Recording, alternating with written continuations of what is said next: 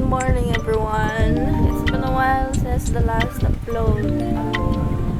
Ito nga pala yung mga ginagawa ko everyday. Actually, hindi everyday. Actually, weekdays lang during work. Especially pag walang client, ito panood-nood lang sa Gitli. Nood ng video sa YouTube or sa Facebook. Minsan nagla-live sa Bigo. Follow niyo ako sa Bigo, guys. Basta ganito talaga, nakaka-bored. Sobrang boring ang live. Pag di naman ako nanonood ng mga video sa YouTube or sa Facebook, wala. Antugin lang sa gilid. Ayoko naman ng ganun. Syempre, ako lang dito sa isa sa office. Ito nga pala sinasubaybayan ko at the moment. Yung, senior high na, sa kapamilya. Ewan ko, basta. I have parcels nga pala from Sassy Lady. It's the lip balm, magic lip balm nila. And I purchased the shade number 1 and 3. But mas bet ko yung shade number 1. It's kinda giving me the natural pink shade. Yung parang natural lips mo lang yung kulay. Healthy lip ang tingnan. Struggle talaga pagtanggal ng lip oil yung ginamit ko this morning. Na-purchase ko rin dun sa TikTok eh. Actually, pabili ako ng Sassy Lady na lip balm dahil sa hype sa TikTok.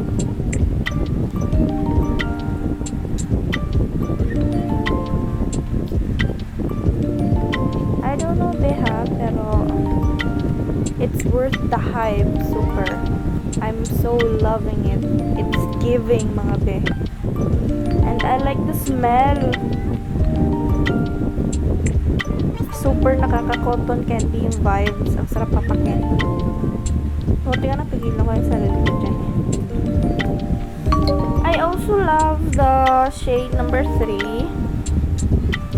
I love the color red. And mas pigmented yung naiiwan niyang tint sa lips mo than sa pink one. Pero mas magagamit ko lang yata to if may mga special na lakad, yung ganon. Pero pag dito sa office lang, mas bet ko yung 1. And wag ka, transfer proof yan. It's lunchtime na pala and nandito yung partner ko, kasama ko siya. Syempre, every lunch yan, every day.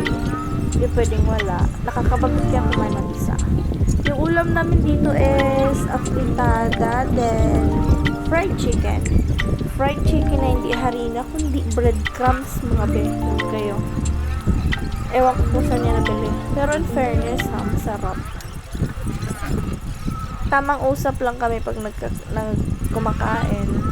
Siyempre, alam nga namang hindi kami mag-usap para kami mga timang.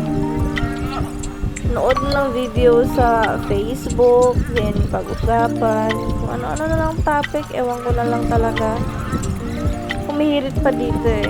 Bili daw ng Coke, kahit kasalo lang. Siyempre, umayaw ako sa simula. Pabebe tayo eh. Pero later on, pumayag din naman. Excited yung bata. Ay, nako. Basta Coke talaga. Coke, baka naman. Sponsor kayo dyan. Masaya ako. Ewan ko, basta kontento na kaming dalawa lang magkasama. Masaya na kami. Kung ano-ano lang talagang topic pinag-uusapan namin. Retouch tayo mga be. Alam nga namang dugyot tayong harap sa client. Baka may magawi dyan. Baka may maligaw. Yan lang. Tamang nood ng video sa YouTube ulit. Kasi yung partner ko bubalik na rin sa work niya. Ako lang naman isa ulit. Stay hydrated everyone. Sobrang init nga pala today. Actually, this week, sobrang init. The world is changing na talaga. Tamang nood ng videos sa Facebook. And ito nga pala yung dinner namin. Tinolang isda. And And we have two visitors, si Kuya Eric at saka si Kuya Jose. Hello! Hello, hello! Dinner tayo, guys. Ang sarap ng dinner namin tonight. Ano tinolang isda. I don't know what kind of isda. And kinilaw. Kinilaw. Yung hilaw na parang basta, yun na yun. Hindi na lang. Tamang usap lang din. Kung ano-anong pinag-uusapan.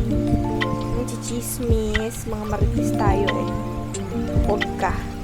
Mas maritis pa yung lalaki kaysa sa babae.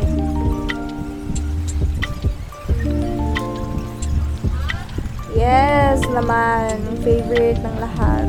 Coke. The one and only Coke. Hindi pwedeng mawala. Lalong-lalo na pag may kinilaw. Kaya nga naman, Coke. Baka naman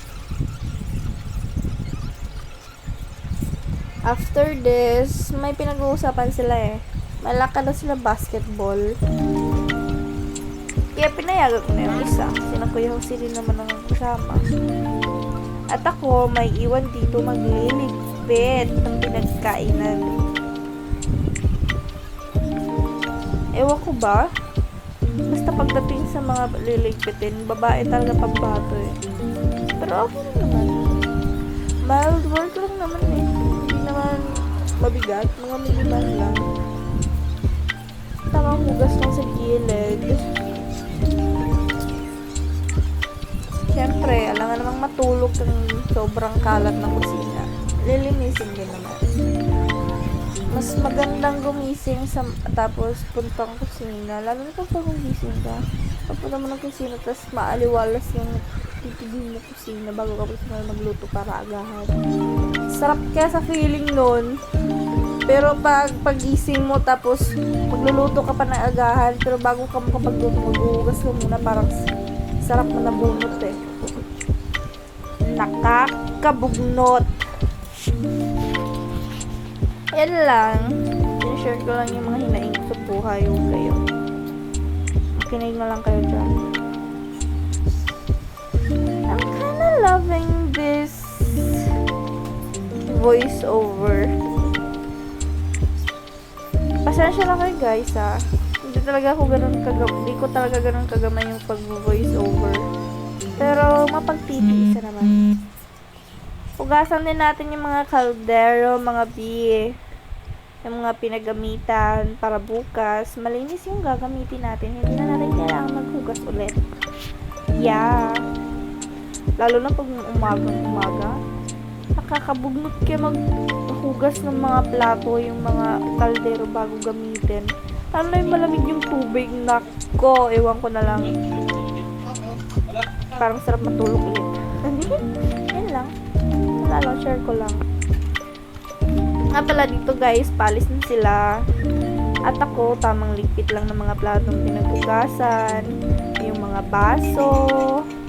Lagay sa lalagyan. Siyempre, yan lang yung nag-iisang lalagyan natin. Kaya patong-patongin na natin.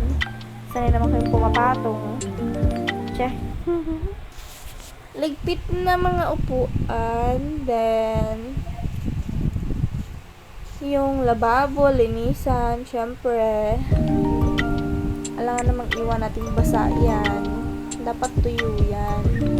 Guys, don't mind yung mga estudyante na nakikita nyo sa likod. Yung 2 rooms kasi dito sa staff house is may nagre-renta na teacher for tutorial class. Kaya huwag kayong magtaka pag may mga students kayo makikita sa likod ko. Their class is from 5:30 p.m. to 7:30 until 8 p.m. And guys, don't forget to turn off all the kalan. Pati na rin yung lights. Siyempre, bago kayo matulog, dapat double check nyo. It's better to be safe than sorry. Wala, pauso lang. Tama ba? Turn off the lights na.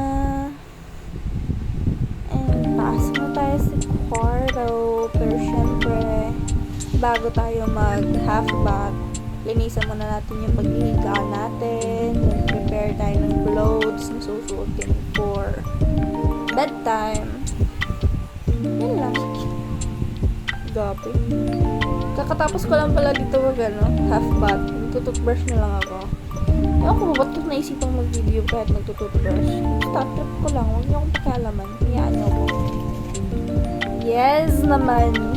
Another side.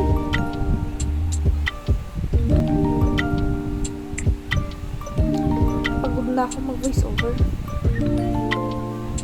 Tamang skincare lang si Madam. Yung toner na spray. O, diba? Huwag kayo. Actually, toner at serum lang yung nilalagay ko every night. May nilalagay pala ako na 3 times a week. Yung sleeping mask from Fresh. Nabili ko sa Watsons. Syempre, huwag kalimutan magsulat ng buhok bago matulog para sa healthy hair.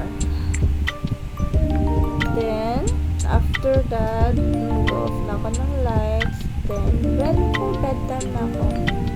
Yun lang. Thank you sa panonood, guys. And follow nyo ako. Wait for my next vlog. And, wala lang. Support nyo ako. Bye, guys. Dusha. Bye. Good night, people. See you tomorrow.